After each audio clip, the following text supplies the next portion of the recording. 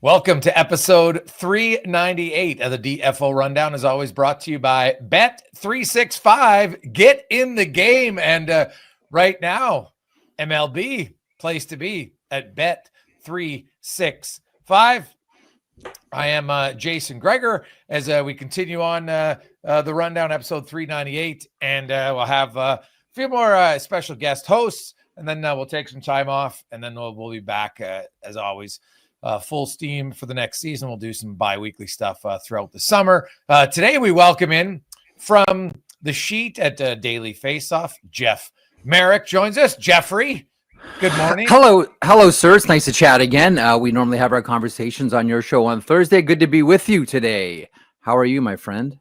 I'm good. It's hot here in Alberta right now, scorching hot. Heck, that a tornado warning just outside, but thankfully I didn't saw a sighting, nothing touched down. So it's a little hot right now. Good. Free agency, I don't know if it's been as hot because a lot of the big names stayed with their teams, but let's kind of go around. We'll go around a few teams that sure. I find interesting. And you had mentioned, I know when we were talking beforehand, you want to talk about the Canadiens because you feel that they might be one of the teams. Because I looked and I said, man, of all the playoff teams, did any of them really improve? A lot of them just kind of kept their same guys. I know Vegas made a big trade with Marner, but they lost their best defenseman and they lost Nick Hague, Pietrangelo, and Hague. So I'm not sure they're different. I'm not sure how much better they are. Like, of all the playoff teams, maybe in the East, did Montreal do the most? I do like what Montreal did their heavy lifting a week before. A week before the free agent window opened, and that was picking up Noah Dobson. Like, first pairing defenders really don't emerge, right? Like, it's one of the hardest things to catch. Good luck catching that butterfly with the net. It's tough, right? And Noah Dobson emerges, and they grab him. I'm curious your thoughts on this one too, because when I saw them send, 2 first-round picks, which turned into 2 really good players here for the Islanders, even though they're trying to get the big fish, James Higgins, in the top 10. That didn't work out. But by sending 2 first-round picks, I wonder if that's Kent Hughes signaling to the marketplace that this rebuild is over. Or, as Winston Churchill said, it's the end of the beginning right now for the Montreal Canadiens, because that's the way it feels. And I think a really, really good sneaky move is bringing in Zach Bolduc. Now, it cost them Logan Mailloux. But as we've seen before, like, the Montreal Canadiens are absolutely loaded when it comes to defense prospects. So that's fine. And with making the trade for Noah Dobson, Logan Mailloux puts another speed bump in front of him getting to the NHL. So this one makes sense too. St. Louis has a lot of wingers, specifically on the right side, led by Jimmy Snuggerud. So that made him available. I thought that Bolduc had a really good season last year for the St. Louis Blues. He's got a really good shot. Really good one-timer. He's a robust player. I don't think it's lost on anybody that he's French-Canadian as well, which will always play good in the Montreal market for the obvious reasons. Losing Armia is going to be tough for their penalty kills, certainly. But I look at this team now, and you can make the argument that they still need a legit 2C on the team. But of all the Canadian teams right now, and again, like, we're doing this on July 3rd, but right now, if I looked at all the Canadian teams and I said which one pulled ahead more than any other team, I'd probably have to go with the Montreal Canadiens. From where they were last year, I would agree. I still, when I look at their defense core and I look at the playoffs, and I think eventually that they'll retweak some things and they'll get a little bit more size and a little bit more physicality back there. But Dobson, Gooley, Matheson, Carrier, Lane Hudson, they can move the puck. There's going to be no question about Montreal being able to move the puck effectively and efficiently up the ice. I agree with you on a second line center. Patrick Laine, I'm guessing this is probably his last year definitely at that cap hit. He's going to be taking a big cap hit afterwards. So, a reduction, I should say. I don't mind what Montreal did, but you're right about the 2C. I think, the rebuild, it's probably fair that's over, but they still got a ways to go. I think there's still a few pieces. They're going to have to get a second line center. And really a lot of their stuff is going to come internal, just in development. And as younger guys get better and they get stronger and they get more experience. And so they'll become a threat. I will say, I talked to people on both sides because it was a fascinating trade, the Mailloux for Bolduc trade. And, Bolduc's obviously been in the NHL already, had a pretty good rookie season at 19 goals. I talked to a lot of people who think Mayu's ceiling is a lot higher, and they like to trade for the Blues. Guys, in the American League, looking good is one thing. Can you do it in the NHL is another thing. So, I'll have to wait and see on that. But it's both teams feel like, hey, we really improved our guys. So we'll find out in 3 years who actually was right. Yeah, Mayu's got the bomb of a shot from the point, can move the puck, can skate. The one thing, and this happens to young players, like in that series against Rochester, like Rochester drove him to distraction to the point where, there were times where he was sort of running all over the ice trying to get at guys, and just got, a couple of different times. And credit to Michael Leone, the head coach of the Rochester Americans, for getting his guys to get under the skin of Logan Mailloux. He really got distracted in that series. I mean, Laval ended up winning it, but at the same time, I think a lot of people came away from that series and said, you want to see a little more hard focus from Logan Mailloux. But no doubt, like, this guy is supremely skilled, supremely gifted. And if you have a look at the draft history of the St. Louis Blues of recent note, the one area where they've kind of fallen down and haven't found the guys is on the back end. So that one does make sense. They have the Dalibor Dvorsky's up front. And I mentioned Jimmy Snuggerud as well. So they have a lot of young forwards, specifically on the right side. So this is one of these areas where you say, okay, we need some reinforcements on the back end in our prospect pool here to graduate to the NHL. We can sacrifice a right winger, even one that's already had some success at the NHL level. Well, I'll give the Blues credit. They went out and got Broberg and Mailloux. So if you don't draft them, you can go find different ways to get young defensemen, and seems like it works. So I've liked it. I think they also, I think they also tried to get Granlund as well, and then they ended up grabbing Suter at a cheaper price than Granlund obviously got with Anaheim. But I do believe that St. Louis was in on Granlund. I don't think they were prepared to pay the 3x7 that the Anaheim Ducks did, but they were I believe in on Granlund. And listen, and they were swinging with the Montreal Canadiens as well.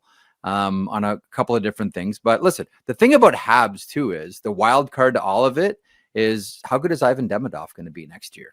Yeah, like, are they going to go back to back, hold their trophy? I mean, already the kid looks phenomenal. Yeah, he looked really that's good. Where I look at Habs and I go like, this could be really good for a long time. Their first unit power play looks pretty exciting, and their second unit isn't bad if you throw Laine back on their second unit with Noah Dobson. To make that a centerpiece of it. So Montreal, I'll say this, the Habs are going to be one of the more exciting teams to watch in the NHL. I think there's going to be lots of nights where you're seeing them on the highlight reel for sure. Sometimes offensively and defensively, but I think maybe more offensively. They're going to move the puck a lot. I think they're still going to give up some, but the Habs are going to be entertaining. And I'm a big fan of entertaining teams, especially in the regular season. And, you can learn how to win later on. You got to learn how to compete and make the playoffs a few times in a row. And then you can kind of build out your playoff intensity, shall we say. Now, we talked about the East, and we'll get to some other Eastern playoff teams in a sec. But in the West, if you look at from Edmonton, Dallas, Vegas, down the list, Colorado, Winnipeg, none of them, like Vegas made the biggest splash, and they should be better offensively with Marner. But defensively, Pietrangelo, Haig out. You bring Lozon and Korzak in. I think that's a downgrade, at least, for the time being. Obviously, Vegas likes Korzak. They signed him to a 3-year extension, just over 3 sheets the other day. But I guess I look at Anaheim's the team in the West who clearly made the biggest improvement. They got the new coach, and they've added quite a few players. Now, they've got the farthest way to go, but do you think Anaheim can legit push for a wild card spot this year? I do. I think they have the horses to do it. We'll see where the Mason McTavish contract ends up. We'll see where the Lucas Dostal contract ends up. Could these two be candidates for the dreaded offer sheet? Dun, dun, dun, dun. We shall see. But look, this is a team that got reinforcements in a lot of places, specifically up front. Hard not to love the young D led by Jackson Lacombe on the blue line for the Anaheim Ducks. I mean, Pavel Mintyukov's story is already getting well told. Olden Zellweger, anybody that watches the Western Hockey League knows how good and what kind of ceiling this kid has. I still don't think they're done. I really don't. I really don't think that they're done. And I think some of it may depend on what happens with the Dallas Stars and Jason Robertson. if they can't come to a contract extension agreement for Robertson, who still has one more year on his contract, could that be a landing spot for Jason Robertson? They're looking for goals in Anaheim. He's a California kid, et cetera, start connecting the dots here. That one is going to be a fascinating story to watch. And I believe that I don't think that the Dallas Stars are going to let the Jason Robertson question linger deep into the summer. I think they're going to probably find out pretty quick, what number he's looking at. I don't know that Dallas wants to go any higher than 10 million on Jason Robertson from anything that I've been able to sort of call together here on a max term. So we'll see where this one goes. I think Dallas is going to probably have an idea in pretty quick order here in early July what the future is for Jason Robertson with that organization. And if it's that they need to cut bait, I would see the Anaheim Ducks as a potential destination for Jason Robertson. So I still don't think Anaheim's done. Can they push for a wild card spot? Absolutely. They have key players at all the power positions as well.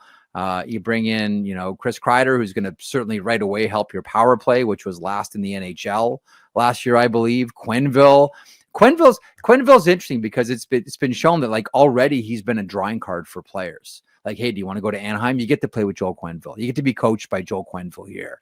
I find it hard to believe that wasn't part of the draw for Chris Krieder when he was asked to waive his no trade. So things are getting a little bit easier now for Anaheim, but at the same time, I do wonder if they're going to be next year's version of Nashville, where we all expect major strides, and then it's still a season of futility. I don't think so, because they seem to have a really healthy mix of young, hungry players and established veterans along the way. But we'll see. But a long-winded way of answering your question, yes, I can see the Anaheim Ducks definitely pushing for a playoff position. Well, I'm curious what they're going to do in goal. Obviously they're going to sign Dostal, but yeah, I don't think you're going to keep a number 3 goalie at 2.2 million. You got a number 2 goalie technically at 4.2. Now I don't know who's the 2 or who's the 3. And I will say Ville Husso might be the goalie who has made more money with the least amount of games played. It's unbelievable. So, here's the thing that I was saying this on the sheet the other day. There were 40 games where he was a .919 save percentage goalie. Okay. Other than that, he's been a sub 900 goaltender. Now, he played the 4 games with Anaheim last year, and I think it was a 925, but that's a really short runway here. 40 games as a 900 goaltender, he's made $21 million with this contract. That's great. Jason, there's the game of hockey, and then there's the real game of hockey. Ville Husso is winning the real game of hockey here. 21 sheets this guy's made in his career. Holy smokes. Yeah, and not a lot. And so I'll be curious to see what they do with Mrazek and Husso. I know Mrazek's only got 1 year left, but that'll be interesting. Dostal's number to me will be fascinating where it comes in. Same with McTavish, kind of, where are they at? And, what did you make of the Zegras trade? What do you think Zegras can do in Philly? Everyone looked at it and said, "Oh, look, that's Jamie Drysdale got his wish and he got his best friend in Philadelphia." The one area where the Philadelphia Flyers need help is power play on the half wall. And last year, John Tortorella, Rocky Thompson, who ran the power play in Philadelphia, just screaming, give us a power play guy on the half wall. Give us that guy coming off the wall that can shoot. Give us the guy coming off the wall that can score. They tried with Michkov a couple of times. It was an awkward year at times with Michkov on the power play with that coaching staff. I know that there was I think the coaching, because the rumors have been out there for the longest time. As soon as the Cutter Gauthier deal was done and Drysdale went to Philadelphia, I'm sure you heard it too. It's okay, well, it's only a matter of time until this player finds his way to Philadelphia. I think he helps the power play right away. And if there's one area where the Philadelphia Flyers need help, it's on the PP. I think they're second worst or maybe even last on the power play last year. That's a tough slog. You're not going to do much when your power play is in the basement like that. So right away, that is the area that I think he helps the Philadelphia Flyers. It's a 4-year run of terrible power play, which is, the Flyers might have one of the one of the few teams who's been at the bottom for that long. So they'll look to improve on their power play. Same as the New York Islanders are a team that want to get better. They got better a little bit on their PP here recently, which is good. You mentioned something about coaches that I want to get into. There wasn't a ton of movement amongst top guys. Now we did, I guess, before we get to coaches, the Vegas one. So Marner's in, and I want to do both sides of it. So Toronto, for 2 years, Marner's agent basically kind of outlined what they were going to do here. They're going to take it right to the end, and they did. Yeah. And you get Nick Roy, and that's it, right? For Mitch Marner, who's a top 10 point producer in the regular season, no doubt. How do you feel Toronto handled this whole thing, dating back to before the no movement clause kicked in for Marner? He obviously turned down trades last season, and then the deal for Vegas, and how does that? It makes them different. Does it make them better when you consider the loss on the back end? Let's we'll start with the Vegas end of things. And how many times we've seen plenty of teams that have, and we think of the Florida Panthers right away, 2 legitimate Selke Trophy candidates on the team, or players that are in the conversation for the Selke Trophy on the team. We saw that with Florida, with Alexander Barkov and Sam Reinhart. You look at the Vegas Golden Knights, and they have 3 with the addition of Mitch Marner, with Jack Eichel, and also with Mark Stone. And I don't know. Let's play a little game here. Let's play a game called Trophies. Trophy players. Okay.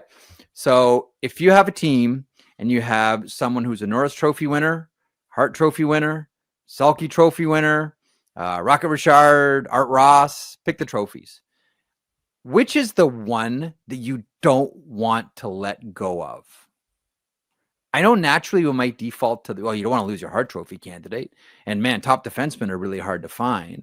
But whether it's Bergeron, whether it's Barkov, you don't let go of Selke Trophy guys. They are so valuable at playoff time. We used to always say about Mike Babcock with the Detroit Red Wings, when your 2 best offensive players are also your 2 best defensive players in Datsuk and Zetterberg, how do you lose a matchup?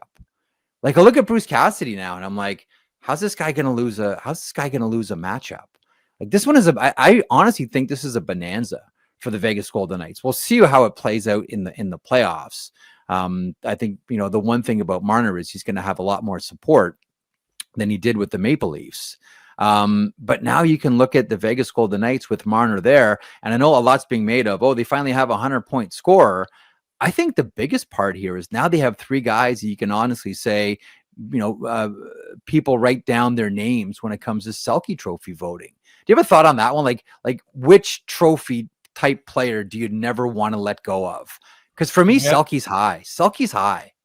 Yeah. Well, it's funny. There's the winner of the Selke, and then there's the guys who, get 4th and 5th and 6th place votes. So I guess if it's a Selke winner, then yeah, that's a tough one. If you're a perennial Hart Trophy finalist, I'm taking the Hart Trophy guy because just at the end of the day, you look at some of the, look at Barkov won the Selke. Leon Draisaitl probably could have won the Hart, and what did he finish 6th in the Selke? So if I got a Hart Trophy guy and he's in the running for a Selke, well, I'd probably take that guy. So I think it depends. I look at, it's interesting. Are they going to play Stone with Eichel, which they like, and then play Marner with Hurdle? Is that what they're going to start with? I'll be curious. I wonder about Hurdle and Stone and Eichel with Marner. That was just, again, that's just my assumption. Yeah, the Stone Hurdle line is you're pretty slow footed there between the 2 of them. That's to me the issue. I think they'll probably try different things at different times. Interesting, but I don't mind that though. I look at the Florida Panthers and no one's a burner. Gustav Forsling's a good skater. Anton Lundell's a good skater, but no one's a burner there. To me, one of the lessons of the Florida Panthers is you don't have to have a bunch of Pavel Bures. You have to be able to think. You have to be able to play, but you don't need a great system, right? Florida's system, they play to it. We'll get to them in a sec. But when I look at Vegas, the thing about Eichel and Marner is Marner had a clear shooter in Matthews. There's no doubt about it. Jack Eichel talked about it at the end of the season. Everybody's told me I got to shoot more. Well, you've been 10 years in the league and you're still not shooting more. So will this be the summer where Eichel's okay, I got Mitch Marner. I'm just going to spend all summer shooting pucks, against my garage like a young kid would to improve their shot. Because honestly, at some point, they can't pass the puck into the net. You're going to need a shooter, right?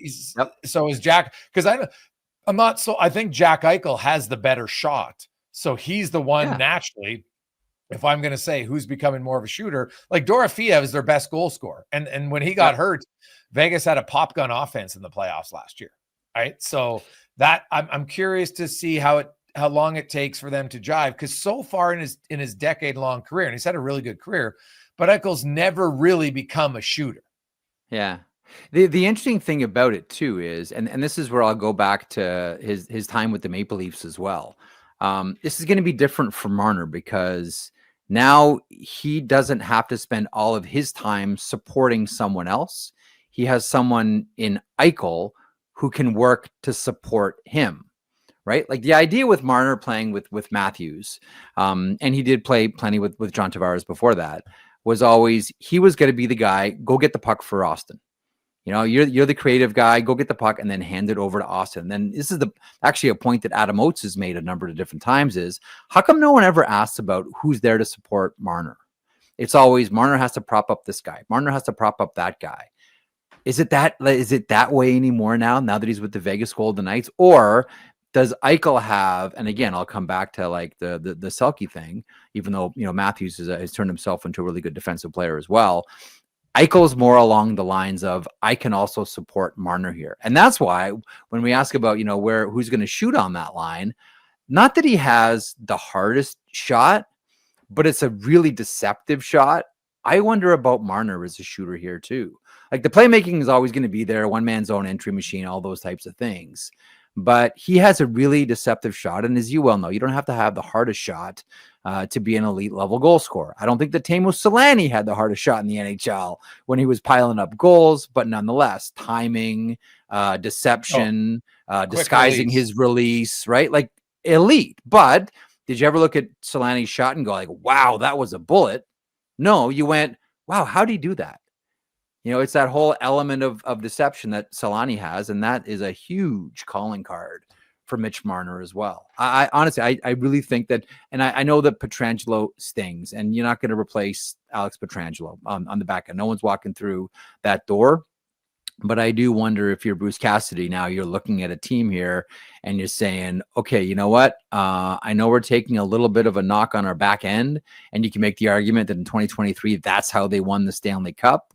But we're a better team, a better two-way team now that we have Mitch Marner in the fold. And if we're playing Marner with Eichel, we can slide down Stone to play with Hurdle and get much more favorable matchups, to your point, Jason, for someone whose calling card is never going to be skating.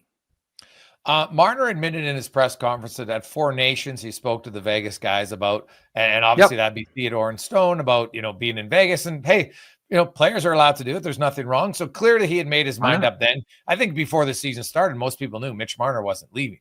So when you go back to Toronto, and his agent kind of, you know, he gave the playbook to what they were going to do. And Toronto, you know, it's like, you know, Kyle Dubas and them felt like, you know what, and Shanahan, come hell or high water, it's going to work with these four, and we're going to stick through it, and it's going to work. And unfortunately for them, it didn't work. Mm-hmm. Do you like that they went right down to the wire, or should they have seen this a few years ago and got more for Mitch Marner? Because now you've literally, you got cap space. Yeah. And you got a third line center. That's it you got for Mitch Marner. I do admire, and this is where guys like Eric Tulsky and Bill Zito really shine, maybe more so Tulsky because it's more obvious and recent. I like managers that say, sure, we lost a player, but I look at cap space like it's a commodity, and I welcome the challenge of finding a replacement or some replacements for this player. Like, you look at all the players that like Carolina lost last summer, specifically on the back end. And you say to yourself, like, holy smokes, like, what are they going to do? And you can do one of two things. You can be a manager that just plugs holes, or you can be a manager that looks still to improve his team. And you look at, you know, what the Carolina Hurricanes lost last year, specifically on the back end, and all of a sudden it's Shane Gostisbehere and Sean Walker. And lo and behold, this is still one of the best blue lines in the entire NHL. And that is looking at cap space and saying, that's a thing. And as a manager, this is my challenge. I need to go out and find a way to replace those players and to make ourselves better. And Carolina seems to have done that. We'll see what happens with the remainder of the summer. I as far as they should have seen this coming and done something about it, I mean, listen, I don't think for 1 second the Maple Leafs thought that it was going to be this endless cycle of first round and occasionally second round exits, and, having the built-in excuse of playing in the Atlantic, like, oh, we're playing, we get eliminated by Tampa and they win the Stanley Cup. We get eliminated by the Boston Bruins and they go to the final. Oh, we lose to the Florida Panthers and they go win the Stanley Cup. That excuse only lasts for so long. I don't think that the Maple Leafs thought that they would be on the outside of that conversation. I really thought that they believed that they were one of those teams too. And obviously they didn't get there. Not that everybody else didn't feel the effects of the pandemic, but when all those contracts were signed, they were predicated on the cap going up, up, up, up, up, up, up. And eventually those deals were going to look like a bargain. Unfortunately, and who can see a pandemic coming? It was the COVID took over and the salary cap stayed flat. And you could probably make the argument that the Toronto Maple Leafs were the most stung by that because all those contracts got frozen and looked bad as the cap stayed the same. But I don't know that they could have or should have necessarily, because let's not forget too, like this is an entertainment property and is one of the most popular players and one of the most productive players here. I think if you would have moved Marner a couple of years ago, it probably would have been torches at the Castle Gate from a lot of Toronto Maple Leafs fans. And as for Darren Ferris, like you're right. It's funny. I talked to one scout who said, I remember I was asking, I was doing like a little agent survey every now and then. I talking to scouts about agents. And I said, if you had a kid in the NHL, who would you want to be their agent? And this one scout said to me, Darren Ferris, because he will get every single nickel available for my son, because he's very comfortable walking guys to free agency. Like, I think that if Sam Bennett weren't so damn comfortable in Florida and wanted like a lot of stability in his life. Now, I understand he's getting married here in early July and probably just like, look, here's my number. If I get it, here's my term. If I get it, let's just stay. I think that if Sam Bennett went to market, it would have been a cattle auction, right? So I think that's what Ferris likes doing. It's like, go test your worth out there. See, it's funny about Sam Bennett. I think it's the most obvious recency bias ever. I really like Sam Bennett a lot as a player. Yeah. He scored 50 points once, and people are talking like you're going to offer the guy 10 mil. Like, he had a career year in the playoffs. There's no arguing that. Crosby and Ovechkin, two of the greatest scorers of the both I would deem generational players. They scored 15 goals once in a playoff year. So Sam Bennett did it. You think he's going to do it again? Like, come on. Like, I think I don't even think the 8 mil times 8 is going to age very well, if I'm being bluntly honest. Right? Same as the Marchand deal. Like, Florida, to me, the greatest part Bill Zito did was, they won the Stanley Cup, and guess what? We're going to make changes. Brandon Montour, they didn't keep him. They won the cup, and he was a big minute guy. He left. Oliver Ekman-Larsson left. They made some changes. Now, they got lucky because of Kachuk's injury that allowed him to get Jones. And then I still think it's the dumbest rule in hockey that a player gets suspended for, if I cross-check you in the face and knock your teeth out, I get suspended, I count against the cap. If I sit at home and take steroids, well, guess what? Now I don't count against the cap. It's the most asinine rule. And by the way, the NHL in the new CBA, they should have put in, if you get caught with steroids in the year, you're like Major League Baseball. You're going to serve your suspension, but you're not eligible for the playoffs. So you can finish out the season. You cannot play in the playoffs. That year, that should be a mandatory rule. What a joke. The guy can be caught with steroids. He didn't, to his credit, he didn't try to give up some lame excuse. He just said, took his punishment, and away he went. And so either way, though, I think Sam Bennett 8 times 8 right now is the most, people thinking he should have got more. I think teams might have done it. It would have been a historically bad contract to pay him more than that. And I like Sam Bennett. He scored 50 points once, and regular season still matters. You can't just say, wow, I don't care about those. All I care about is the playoffs. Because you know what? You're not going to win every year in the playoffs. It's just a fact. Yeah. This is, okay. Let me ask you this one then. And I think maybe the answer might be obvious based on how you feel about this. If the Florida Panthers were the Vegas Golden Knights, would Sam Bennett have been re-upped at 8 times 8? Probably not. Probably not. That's one of those like ruthless. And again, there's one person in Vegas who hates when I say this, but I always do, and I mean it as a compliment. That's one of those ruthless decisions that Vegas is able to make and have made year in and year out. Here, I think one of the complicating factors here with the Florida Panthers is right now there's this euphoria in Fort Lauderdale and Sunrise about the Florida Panthers.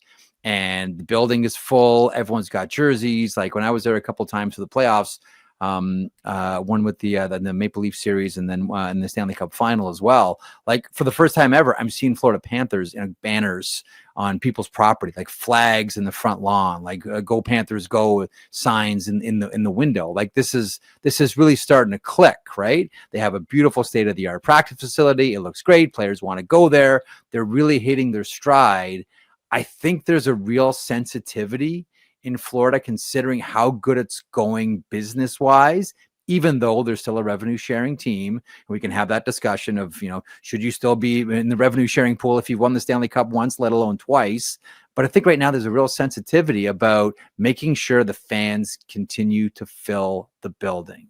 They love these guys. They want to keep these guys. And if they win, that's great. But right now, like they're building a foundation that I'm sure they're hoping to surf on now for the next 10 years. People love Sam Bennett there. People love Matthew Tkachuk. People love like I'm with you. Like I love Sam Bennett. I really do. Do I think he's going to be that productive every year in the playoffs? No. Should it be the expectation? No. But this is like, I look at this to me looks kind of in some ways like an old school contract, even though the cap's going to go up and it's going to shrink percentage wise. This is one of those, we're rewarding you for what you've done, as opposed to what we think you're going to do. Because that used to be the way it was in the NHL, right? Free agency day, it's like aging veterans gets, massive contract based on what they've already done, as opposed to the Prospectors League, which it has been going back to the lockout in 2005. This one has a real old school element to it as well. Well, so does Brad Marchand. Like 6 years for Brad Marchand, 37 years. They want the part. They don't want the party to stop in Florida. Yes, yeah. They really don't. Like, and then Ekblad takes a haircut to stay. Like they really want to keep this party going. They don't want it to end. I don't think. Listen, speaking of the Brad Marchand contract, I don't think anyone thinks he's going to play out this entire contract. We know, like however many years of this contract he's going to spend on LTIR, and everybody's fine with that. Like I don't think that anyone thinks for 1 second that Brad Marchand is going to stay in the league, especially someone coming off double hip surgery that he's had in the past. And man, listen, you look at Alex Pietrangelo essentially saying like I don't want to be the veteran that still hangs around here after I have my surgery. I don't want to be that guy that's waiting for it to come back. Brad Marchand's played a lot of hard hockey for a lot of years. I don't think anyone thinks that he's going to play out this entire deal. That's going to be a couple of dead LTIR years. Yeah, and you wonder for a team that doesn't have the revenue, now you got to pay that dead LTIR cap space. You still got to pay. It doesn't count on your cap. So that will be a fascinating one to watch. Let's bring in Tyler Yaremchuk for another edition of Buy or Sell. What is up, boys? Ready to roll. Fresh edition of Buy or Sell brought to you by Bet365. Download the app today. Use the promo code NATION, whatever the moment. It's never ordinary at Bet365. Obviously, not a ton going on the hockey front on Bet365, but the Florida Panthers do hold the title of Stanley Cup favorites as we work our way through the offseason. They actually started third, and then once they signed Marchand, Ekblad, and Bennett, they jumped over the Hurricanes and Oilers. But I got a couple of questions for you guys here. The first one, we'll go to the very bottom of the league from the top. And I hope this makes sense because it makes sense in my head. And sometimes a little bit lost as they come out of my mouth. But I'm looking at the bottom 5 teams in the league: the Sharks, Blackhawks, Predators, Flyers, and Bruins. I'm going to say none of those bottom 5 did enough to get out of the bottom 10 next season. So they might move from 5th to 6th last or whatever, but none of the bottom 5 did enough to get out of the bottom 10. Greg, is you buying or selling on that? I'll sell. I think the Boston Bruins are poised to be a team that at least can avoid the bottom 10 of the league. I think they'll hang around and battle it out for the wild card. That's historically, you know what, like last year was a real outlier. Even the other years in the salary cap that they missed the playoffs, with 93 and 96 points, for goodness sakes. Like, they've been a good franchise for a long time. I don't think Swayman's whole season can be as bad as it was. Again, I really believe when you miss and you hold out, it has been proven that you have a tough season. So I'll say the Bruins for sure are a team that gets out of the bottom 10. Specifically for goaltenders, if you don't have a training camp and you're not there from the outset, it's really, really tough to get in your rhythm. I think that there's a better goaltender in there in Jeremy Swayman than we saw last year.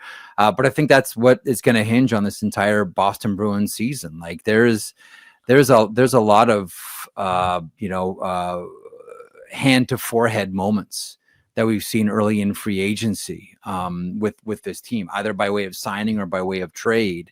I don't see any of those teams, and that includes the Boston Bruins, doing anything of significance. Let's not forget too, like, the Boston Bruins are playing in a division where you can look at the Maple Leafs and say, okay, that's a team that'll take a step back. No one thinks the Panthers will. No one thinks Tampa will. Ottawa all of a sudden is a playoff team that continues to be on the rise. The Montreal Canadiens story is well told. I think the Buffalo Sabres are still going to be out of it based on some of the early returns here and what Kevin Adams is putting before us. But the Detroit Red Wings now with John Gibson, maybe they're now poised to finally do something. I just think that it's going to be too tough for Boston. I think that there's some established, really good teams that aren't going anywhere, and there's some of those teams behind Boston that are starting to get better. That's why I think it's going to be tough sledding for them. I don't think that any of those teams do anything of significance, and in a draft year that is headlined by Gavin McKenna, I would be fine with that. Yeah, Stephen Ellis has his first, because of course he does. He already has his first. I know. 32 the 2026 draft up at Daily Faceoff. I texted with him yesterday. He's already got a top 5 for 27 too. And you know what? He might not admit it. Probably has a top 5 for 2028 ready to go. Probably. He might not admit it though. But you're probably right. Let's go out to the Western Conference, where Ken Holland made a lot of noise in his first free agency day as Kings GM. I'm going to say the LA Kings, as currently constructed, so I'm giving myself the out that they go and do something else this summer. I'm going to say they're not good enough to be a playoff team. I think their blue line got worse. I don't know, can 35-year-old Darcy Kemper, does he have another 920 Vezina-ish season in him? Their forward group, I think, is kind of just the same. Kuzmenko, Perry, Armia, they're fine, but no real upgrades there. I'm going to say the Kings aren't good enough to be a playoff team. Jeff, you buying or selling on that? No, I'm selling on that one. And listen, Vegas is going to be good again. Edmonton's going to be good again. Who's overtaken the Los Angeles Kings? Like, do we look at the Calgary Flames and say that was legit last year, or is that fool's gold? We're expecting something to happen with Rasmus Andersson and maybe Nazem Kadri as well. The Vancouver Canucks seem to be stuck in mid. So I don't see them overtaking the Los Angeles Kings. Maybe the one question is a team that Jason and I just spoke about, and that is the Anaheim Ducks, but the jury is out until we see it. So, I think LA will be fine. As constructed right now, like, I'm with you, Tyler. I don't like to make up my mind until we get to training camp. But as constructed right now, I still see, as underwhelming as the opening few moves by Ken Holland have been here, I still see Los Angeles as a playoff team. Well, I'm actually going to buy because of a trend in the NHL. So for the last 4 seasons, each year, the next season, at least 3 100-point teams miss the playoffs. Last year, the Bruins, the Canucks, and the Rangers went from 108, 109, 114 points. They all missed the postseason in 2025. So if you look at that trend, and that's a long trend, and it's wild to me. So I've always kept that in the back of my mind. So when I look at the 100-point teams from this past season, and there's the Jets and the Capitals, the Golden Knights, the Leafs, the Stars, the Kings, the Lightning, the Avs, and the Oilers. If 2 or 3 are going to miss, I'm taking the Kings. That's an interesting trend. Okay, can I follow that up? Who takes their spot in the Pacific? I would say the Vancouver Canucks, because Demko stays healthy. Ooh, that word "if" is doing a lot of lifting in that sense. That is doing a lot of work in that sense. No one would have thought if you would have said at the start of the year, hey guys, the Rangers, the Canucks, and the Bruins are all missing the playoffs, you'd be like, get out of I here. know. So that's why it's almost like you need an irrational thought to be like, okay, but I also like the Ducks, right? I like the Ducks as well to be a team that can push them. Same. Yeah, like a 25-point gap between the Kings and Ducks is crazy. But like, if you're like, okay, well, maybe the Ducks got 5-6 wins better. If the Kings got 4 or 5 wins worse, you can start to see how the gap closes, but it'll still be tough. Like, I don't think they're going to miss the playoffs by 12 points, but I think they're going to be a little bit. Do you know what the gap was? Here's a fun one. Do you know what the gap was between Boston and Montreal heading into last season? How about 35 points? The Bruins had 109. The Habs had 76. Like, guys, it's a wild time in the NHL. That is crazy. All right, last one I got for you guys. Dailyfaceoff.com. Matt Larkin continues to update our top free agents board for our top 75.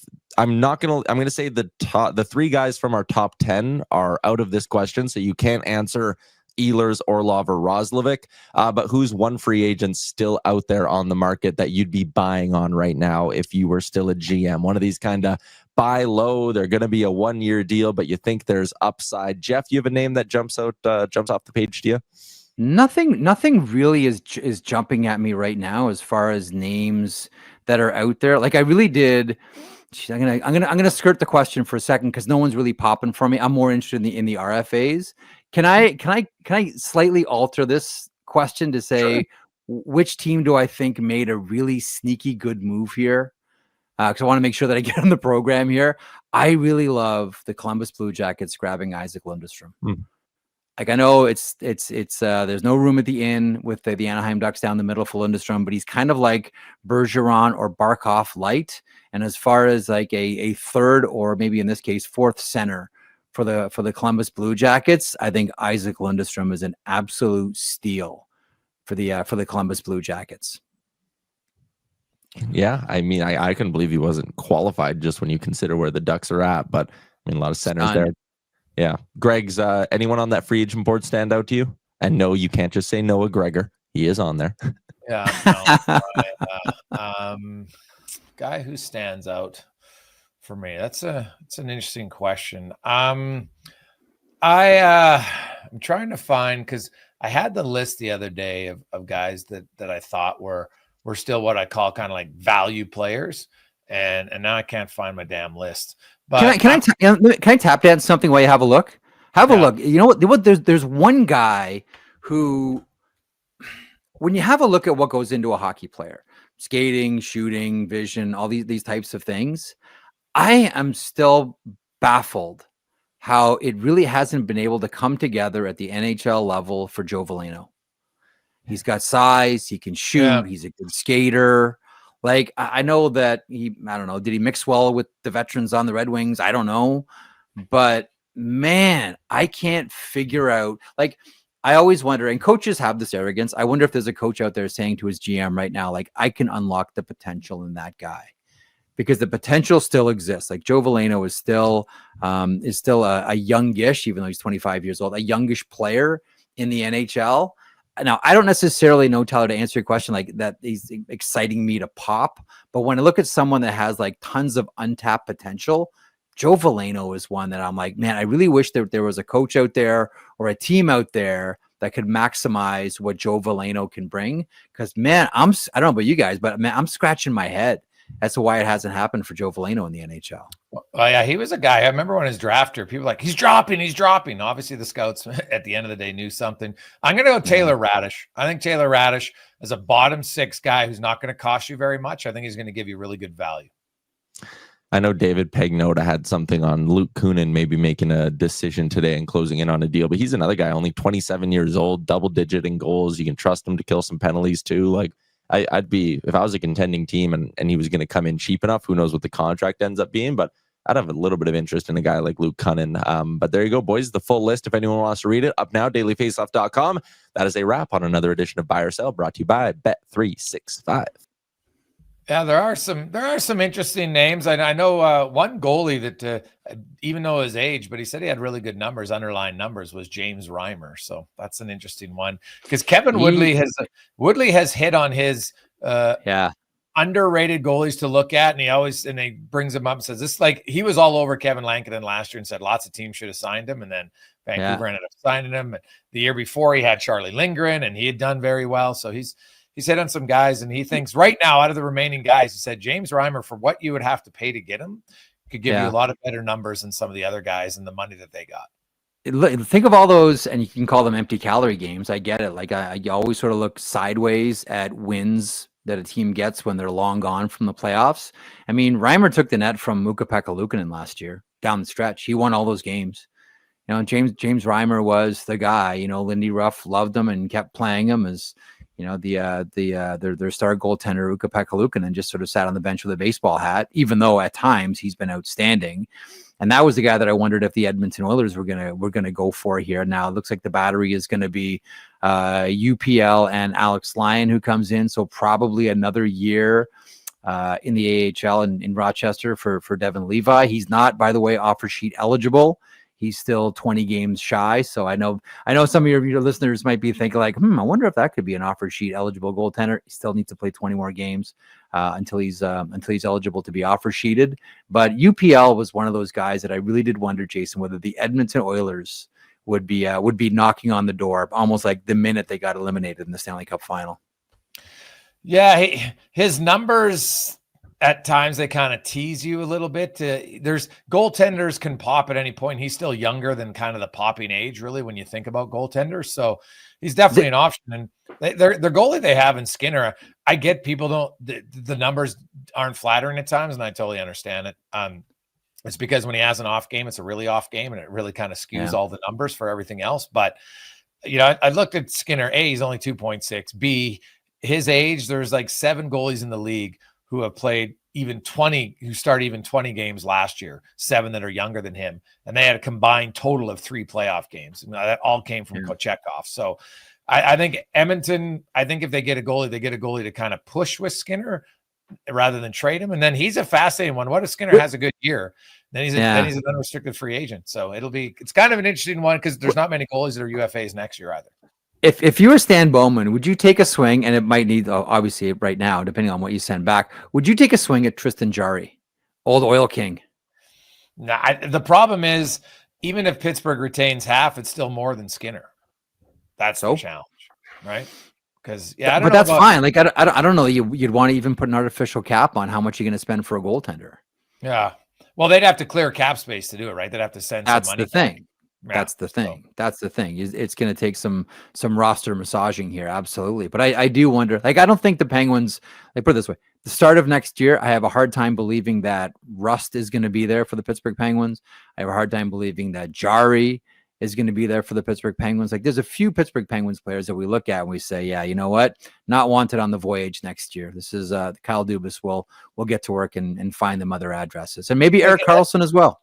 Yeah, well, you look at Pittsburgh and you consider all Jarry's got 3 years left on his deal, so maybe they're just hoping he bounces back. But I look at Pittsburgh and they've accumulated all of these picks, including a lot of first rounders. Yeah, it's like they're strategizing that they're in a rebuild without ever wanting to say they're in a rebuild. And I wonder, do you think Sidney Crosby finishes his career in Pittsburgh? It's a great question. See, I'm of two minds about Crosby. On the one hand, we know he's super competitive. And that's why it was so great watching him in the Four Nations in like games that meant something that deep into the season. So what do you do when you have a player who's both super competitive and super loyal at the same time? What's going to win? Is it the competitive Sidney Crosby or is it the loyal Sidney Crosby? And make no mistake about it. If they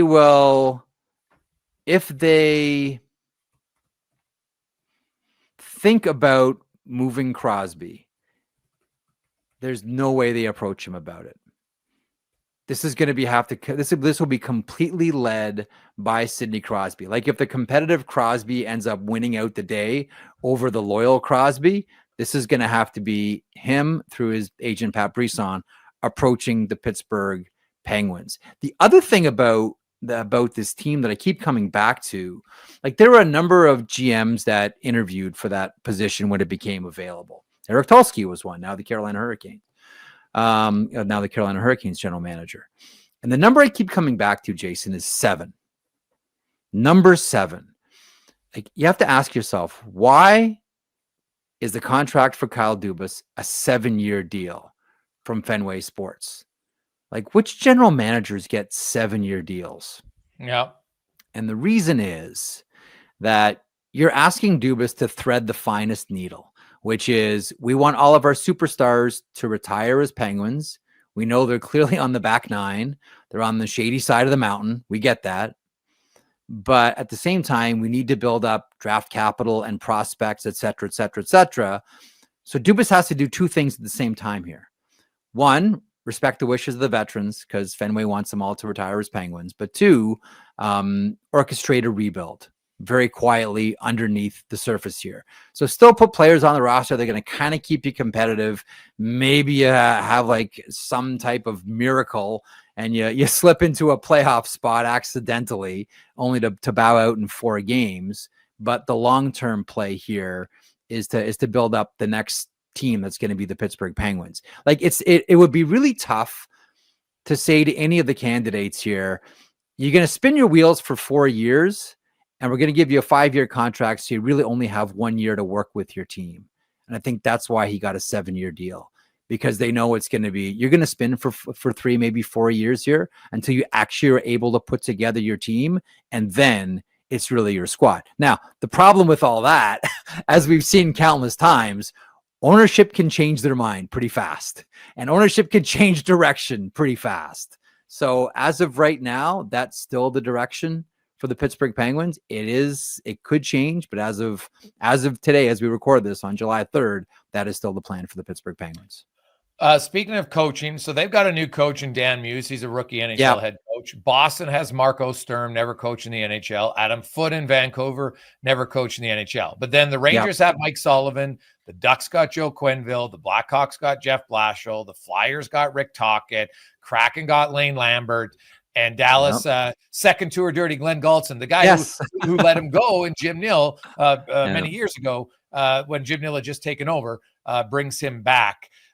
You look at, so that's 9 out of 32 teams will have a new head coach this year. How much of an impact do you think any of those coaches will make significantly for their team? Here's what I wonder about. I'm glad you got us here. I'm glad you got us to this conversation. Will this be a season where the coaching hirings have more impact on their team than free agency? Because how do we start off this entire conversation? Nobody really improved themselves that much. If they did, it was incremental.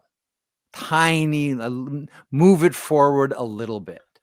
I think that Quenneville's had an effect with Anaheim. He's a draw. He's a magnet.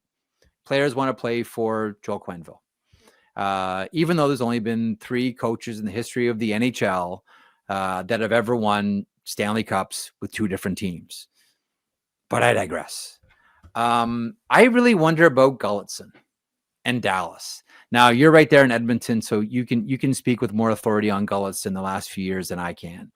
But as I look at, like, just under the Tom Gaglardi ownership of the Dallas Stars. So I was thinking about this morning before the program. So Dallas, so you go from, let's go all the way back to the beginning when Gaglardi bought the team. You have Lindy Ruff, and we love the Dallas Stars because every game was 6-5 and it was fun, right? Okay, so they fire Lindy Ruff and the pendulum swings and they go to Ken Hitchcock, and it went from 6-5 games to 2-1 games, and then it's like, okay, well, we don't want that. We want something sort of in between. And that's where they got Jim Montgomery. And that was like that in between Ruff and Hitchcock. So it's not 6-5 games. It's not 2-1 games. It's sort of like a 4-3 feel of a game. And I think that's where the Dallas Stars are most comfortable. And then Jim Montgomery had his situation, and in came Rick Bowness, and it went back to 2-1 games. And Bowness gets dusted, and it goes over to Pete DeBoer, and we're back to playing 6-5 games. Now, with Gulutzan, because I think the target has always been get us a coach where we can play 4-3 games. It feels to me, and you can speak with more authority than I can. You're there with them and have been for the past few years. Does Gulutzan give them their 4-3 games that the Dallas Stars, this team as constructed, craves. Question. Gulutzan had a really good, it's interesting. He was in Edmonton for 7 years, and you look at all the different head coaches and they all kept him around. That shows his ability to work with people. He's fantastic communicator, talk to players who coach him. I know that, and Glenn sees a lot of different things. Like if you go back and you look at that set play that the Oilers made off the faceoff in Game 3 against the LA Kings, Gulutzan had seen something. He presented it to his group, and they originally had a different plan on who was going to carry the puck. It was actually going to be Bouchard. And then Draisaitl said, no, let me do it. And then Bouchard for that goal. And that really kind of changed. That was on the goal challenge, and they scored it right away off the faceoff. It was an unreal play.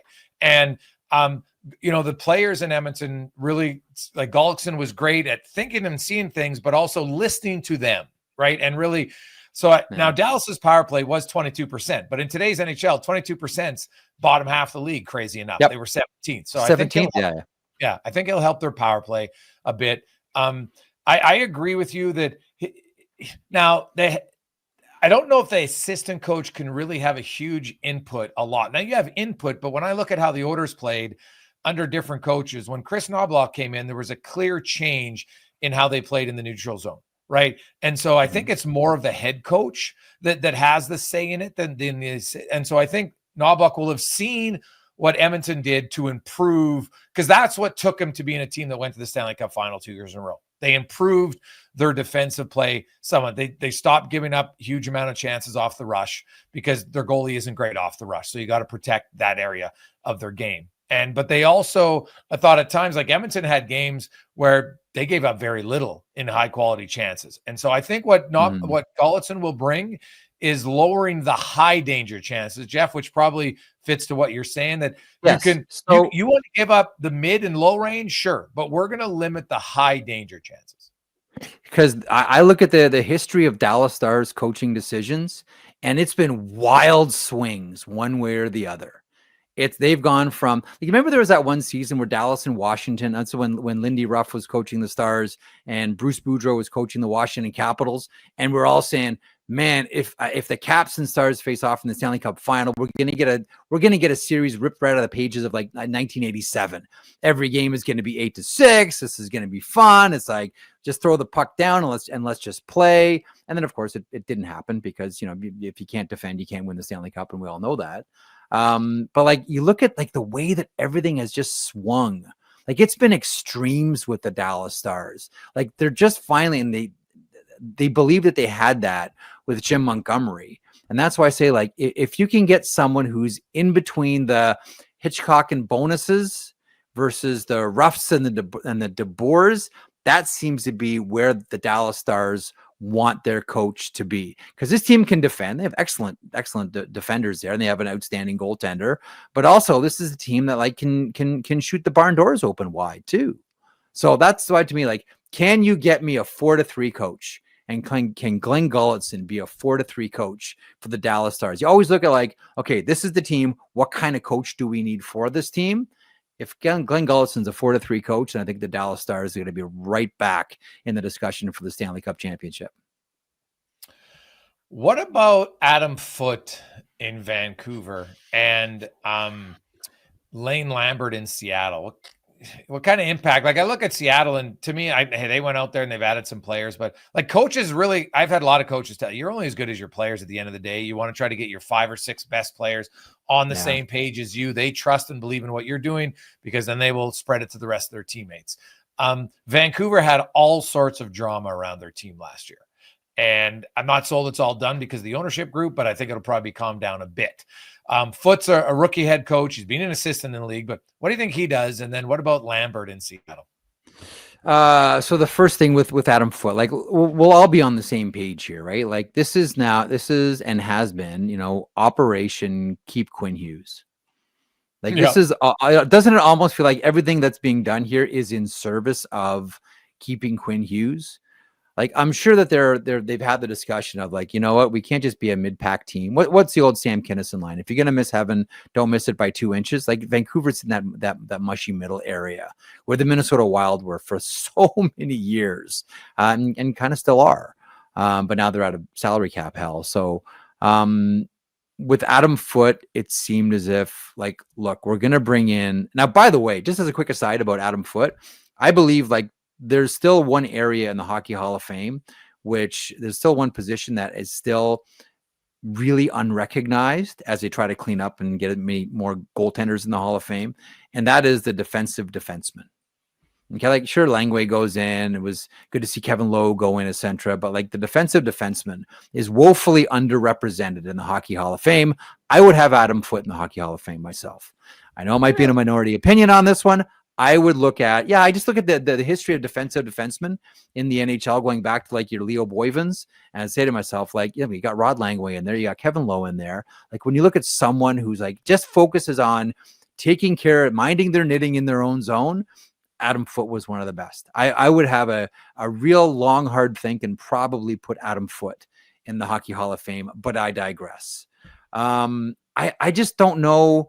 So much is going to depend on what type of season Elias Pettersson has coming back. Can Filipino stay healthy, and can that be the solution for their 2C problem? Like, to me, this isn't a question of what can the coach do with them. It's how are these players going to be and how many guys can bounce back? Like, are we going to see the superstar Elias Pettersson, or are we going to see, like, if so, hallelujah for the Vancouver Canucks.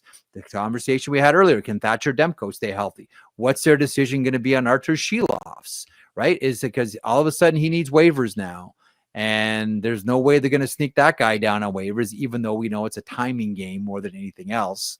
To me, the issue with Vancouver, because you look at one or two things, is this team where their issue is coaching, or is their issue composition?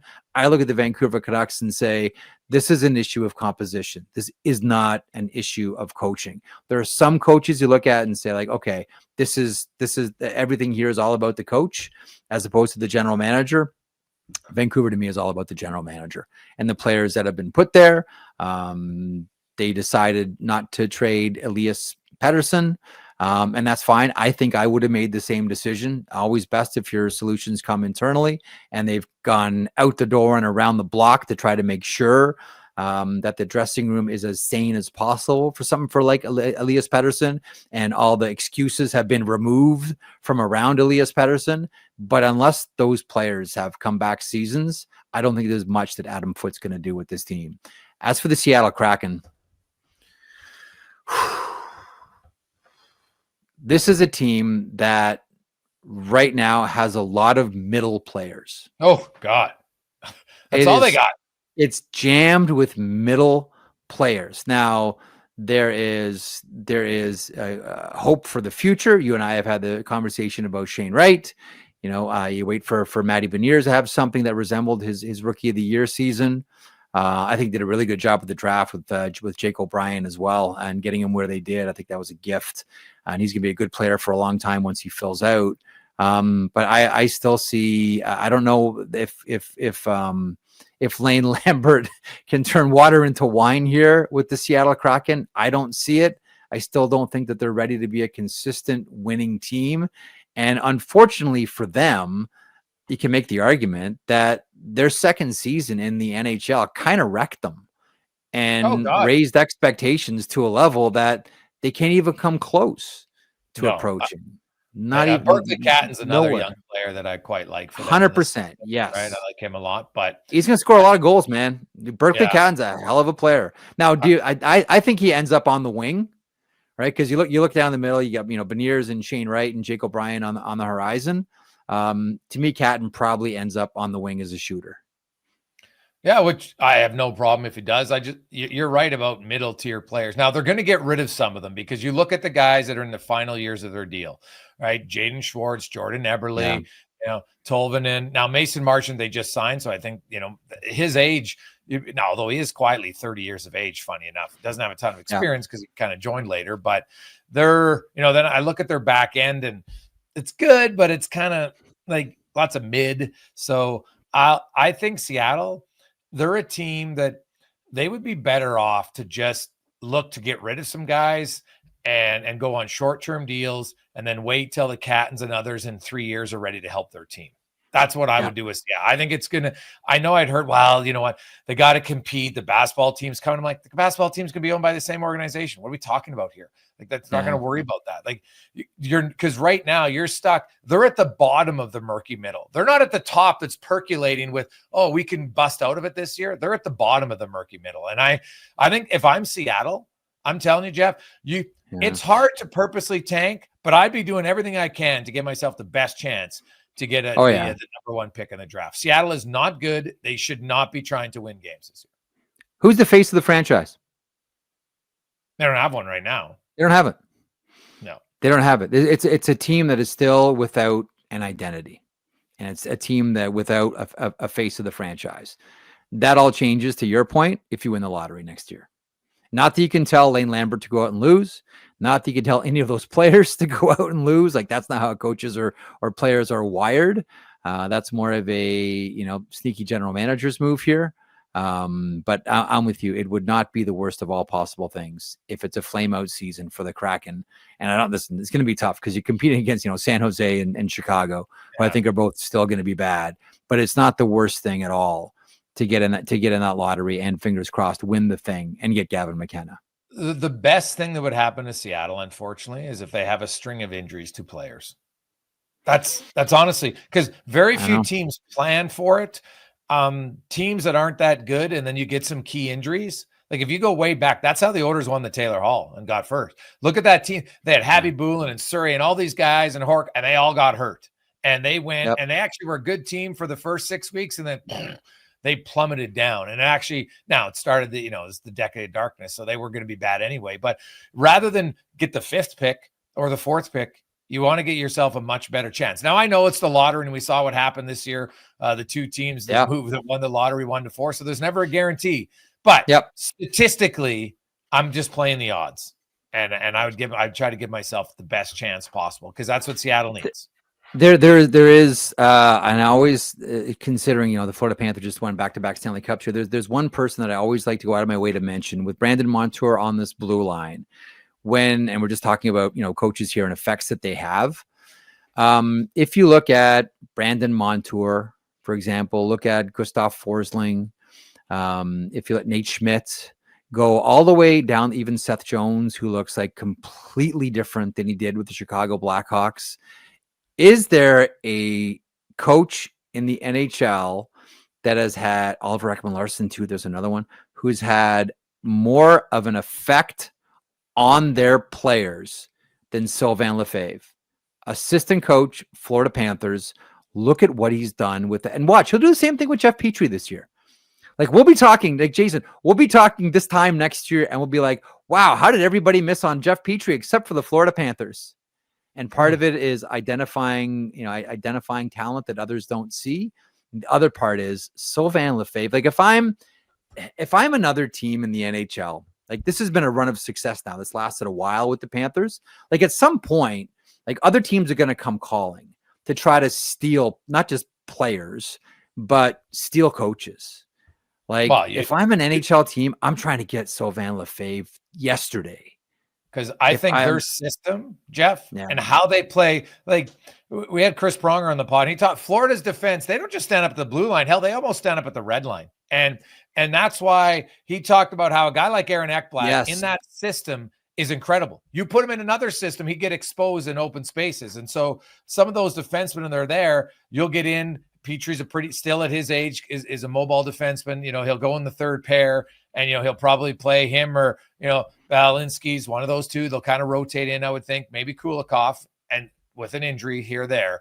But how they play as a system allows guys to just be like, I know what we're doing. Our forwards really help our defense, and their whole system makes a lot of players look better. So you're right. Like, he said, hey, what's this guy doing? Because I'm like, well, if it's working, why aren't other teams doing it? Yeah. I wonder, like, our team's going to come calling for, like, Sonny Maeda, who's assistant GM and the head of analytics for the Florida Panthers, Paul Krapelka, assistant general manager. Like, somewhere, like, teams are going to come calling to offer. Like, make no mistake, it happens to every successful team. Oh, of and course. It's only a matter of time before the Florida Panthers start to get picked off here. Yeah, Kulikov, you mentioned. Like, there's another one that's Sylvain Lefebvre. Nico Mikael, did he ever look like this in St. Louis or New York? No. Not even close. No. Not even close.